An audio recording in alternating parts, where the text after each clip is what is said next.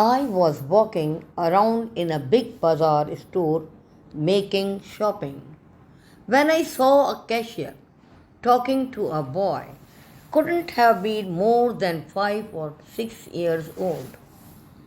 The cashier said, "I'm sorry, but you don't have enough money to buy this doll." Then the little boy turned to me and asked, "Uncle, are you sure I don't have enough money?"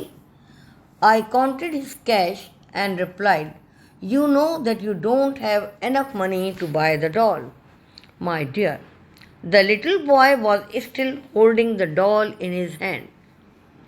Finally, I walked towards him and I asked him who he wished to give this doll to. "It's the doll that my sister loved most and wanted so much. I wanted to gift her for her birthday. I have to give the doll to my mommy so that she can give it to my sister when she goes there." His eyes were so sad while saying this. "My sister has gone to be with God. Daddy says that mommy is going to see God very soon too. So I thought that she could take the doll with her to give it to my sister." My heart nearly stopped. The little boy looked up at me and said, "I told Daddy to tell Mommy not to go yet.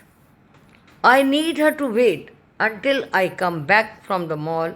Then he showed me a very nice photo of him, where he was laughing.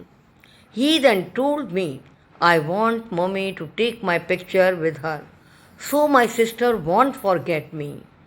I love my mommy and I wish she doesn't have to leave me. But Daddy says that she has to go to be with my little sister."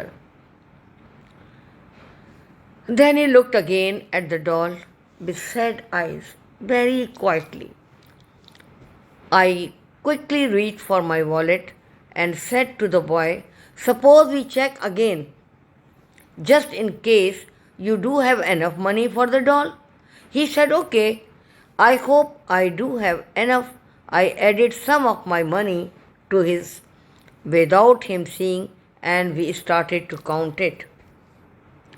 There was enough for the doll and even some spare money. The little boy said, "Thank you, God, for giving me enough money." Then he looked at me and added, "I asked last night before I went to sleep for God to make sure I had enough money to buy this doll so that Mommy could give it to my sister." He heard me. I also wanted to have enough money to buy a white rose for my mommy, but I didn't dare to ask God for too much. But He gave me enough to buy the doll and a white rose. My mommy loves white roses. I finished my shopping in a totally different state from when I started. I couldn't get the little boy out of my mind.